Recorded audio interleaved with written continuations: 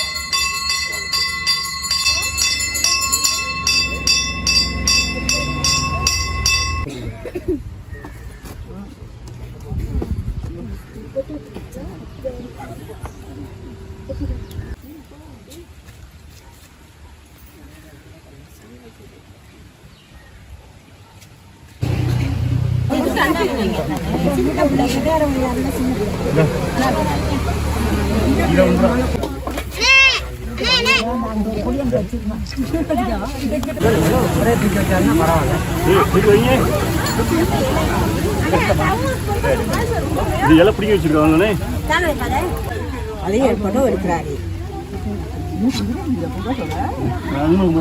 எங்களுக்கு ஜனாதிபதிக்கு முத நாள் வணக்கம். என்னன்னு கேட்டால் எங்களுக்கு சம்பளம் வந்து எங்களுக்கு போட்டு கொடுத்ததுக்காக அவருக்கு ரொம்ப நன்றி.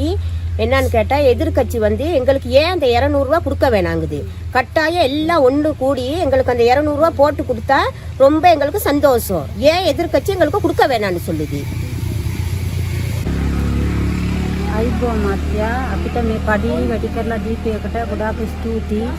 අයි පිට කට්ටිය අපිට මේම අනාථ කරන්නේ අපිව. අපේට දෙන පඩි ටික මාත්‍යාලාමනේ අපිට එකතු කරලා දීලා තියෙන්නේ. අයි ඒගොල්ලන් දෙන්න එපා කියලා විරෝධ කරන්නේ. අයි අපිත් මානසික වෙනවනේ මාත්‍යා. ඉතින් අපි මානසික වෙන එකෙන් ඕගොල්ලන්ට තම්බෙනව නේද? ඉතින් අයි අපිට මේම විනාශ කරන්නේ අපිව.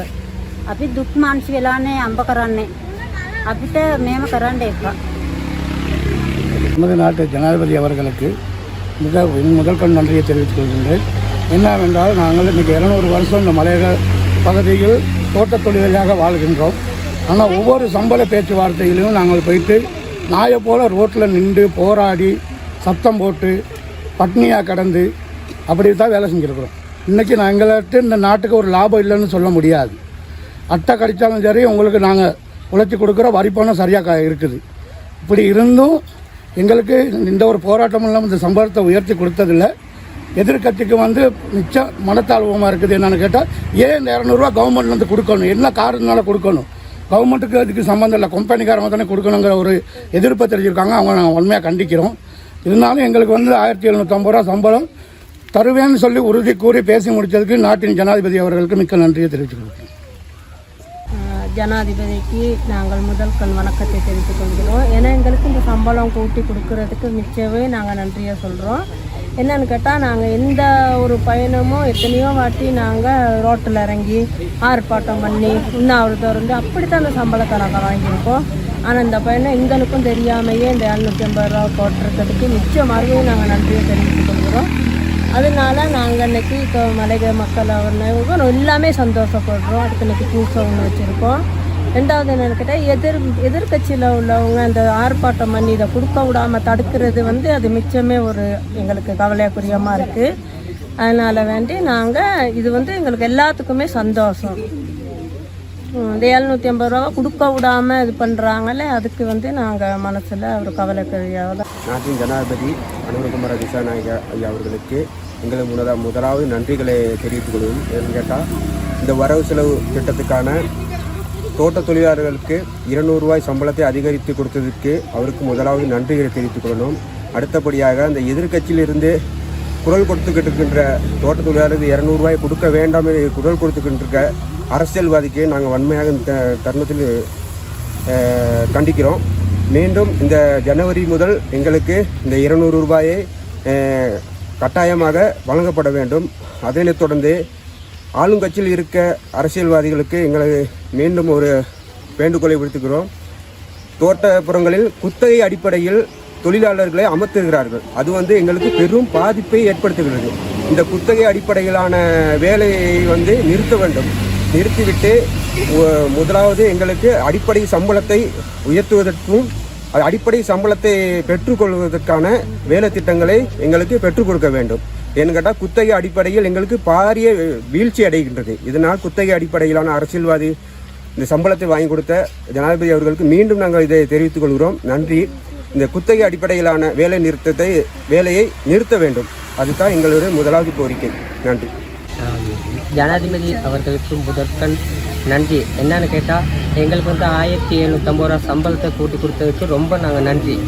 ஏன்னு கேட்டால் இந்த எதிர்கட்சியில் உட்காந்துக்கிட்டு மேசையை தட்டிக்கிட்டு இந்த காசை கொடுக்க வேணாம்னு சொல்கிறாங்க. ஏன்னா அவங்களோட பரம்பரைங்கெல்லாம் நல்லா சம்பாதிச்சிருக்காங்க. ஏன்னு கேட்டால் நாங்கள் அந்த வரவு செலவு திட்டத்தில் ஒரு எம்பி சொல்லியிருந்தார், அந்தந்த கம்பெனிகளுக்கு நிறைய அளவுற காசுகளை கொடுத்து ஏமாந்துருக்காங்க. ஏன் அந்த காசெல்லாம் எடுத்துருக்கலாம் தானே? அதெல்லாம் எடுக்காமல் எங்கள்ட 200 ரூபா அந்த அரசாங்கத்தில் கொடுத்ததை ஏன் நீங்கள் தட்டி படிக்கிறீங்க? அப்படி செய்யாதீங்க. ஏன்னா திரும்ப நீங்கள் எங்கள்கிட்ட வரணும். அந்த டைமில் நாங்கள் நீங்கள் எங்களை கெஞ்சணும். சரியா? அந்த டைமில் நாங்கள் கேட்கணுங்கிற அவசியம் இல்லை. சரியா? இனி அந்த மாதிரி ஒரு வேலை வச்சுக்காதீங்க. சரியா? இவங்க கொடுக்குறாங்கன்னா நீங்களும் முடிஞ்சால் உங்களால் ஒரு 50 ரூபா கூட்டி கொடுக்க இயலாது தானே? நீங்கள் எப்போ இருங்க இந்த 6-7 வருஷ காலமாக உங்களால் ஒரு 10 ரூபா கூட கூட்டி கொடுக்க இயல தானே? ஏன் இப்போ 200 ரூபா கூட்டி கொடுக்க நீங்கள் தடுக்கிறீங்க? அது உங்களுக்கு இயலாது. ஏன்னா இயலாத வேலைக்கு நீங்கள் போவாங்க. ஏன்னா அந்த ஜனாதிபதி இந்த காசு எங்களுக்கு கொடுத்துருக்காரு. அவருக்கு ரொம்ப நன்றி. அவருக்கு சப்போர்ட்டாக இருங்க. சரியா? நாங்கள் எந்த பாவமே செய்யலை. சரியா? திரும்ப திரும்ப எங்களை பள்ளத்தில் தள்ளாதீங்க. சரியா? ஏன்னா அவர் கூட்டியிருக்க காசு எங்களுக்கு 1 கிலோ அரிசி வாங்குறதுக்கே இப்போ இவ்வளோ நிலைமைக்கு சரியாக இருக்குது. சரியா? அந்த அரிசியை சாப்பிடாம இருக்கேல்வா? சரியா? சோறு 1 கிலோ அரிசி இப்போ 240 ரூபா. அதைத்தான் எங்களுக்கு கூட்டியிருக்காங்க. ரொம்ப எங்களுக்கு கூட்டலை. சரியா? நீங்கள் முடிஞ்சால் உங்களால் முடிஞ்சால் ஒரு 50 ரூபா கூட்டுங்களை மேற்கொண்டு பேசுங்களே. 50 ரூபா உட்காந்து இவங்களுக்கு சேர்த்து தாங்கன்னு சொல்லி அதுக்கு நாங்கள் ரொம்ப சந்தோஷப்படுறோம். அதெல்லாம் ஒன்றுமே இல்லாமல் ஏன் கொடுக்குற காசை நீங்கள் கொடுக்க வேணாம்னு சொல்கிறீங்க? என்னைய அப்படியெல்லாம் வச்சுக்காதீங்க. சரியா? ஏன்னா எலெக்ஷன் 5 வருஷத்துக்கு ஒரு இப்போ வரும். திரும்ப நீங்கள் எங்களை தேடி வரணும். அந்த டைமில் நாங்கள் பேசுவோம் இதுக்கு மேலே. சரியா? இனி அந்த மாதிரி ஒரு வேலை வச்சுக்காங்க. கௌரவத்துக்குரிய ஜனாதிபதி அவர்களுக்கு நாங்கள் ரொம்ப ரொம்ப நன்றியை தெரிவித்துக்கொள்கிறோம். ජනාධිපති ඇමතිතුමාට අපි ස්තුති කියනවා. මේ පරිප්‍රශ්න කිසිම අරගලයක් නැතුව පාරට බෑලා අරගල කරන්නේ නැතුව ඉවර කරලා දීපයකට බොහොම ස්තුතියි. මේ ආණ්ඩුවෙන් 200ක් දෙන්නම් කියලා පොරොන්දු වෙලා තින්නේ. ඒ පොරොන්දුව ඇවිල්ලා අනිත් පක්ෂවල ඉන්න කට්ටිය කොහොමද ආණ්ඩුවෙන් දෙන්න පුළුවන්? ආණ්ඩුවේ කොහොමද දෙන්නේ?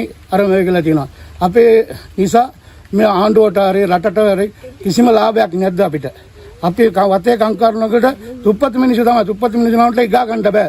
අපිට අම්බු කරන්න ඕනේ. ඒකට පඩි අනිවාර්යයෙන්ම 1750ක් ඕනේ. එහෙම නැත්තම් අපි දෙන්න එපා කියන කට්ටියට අපි මේ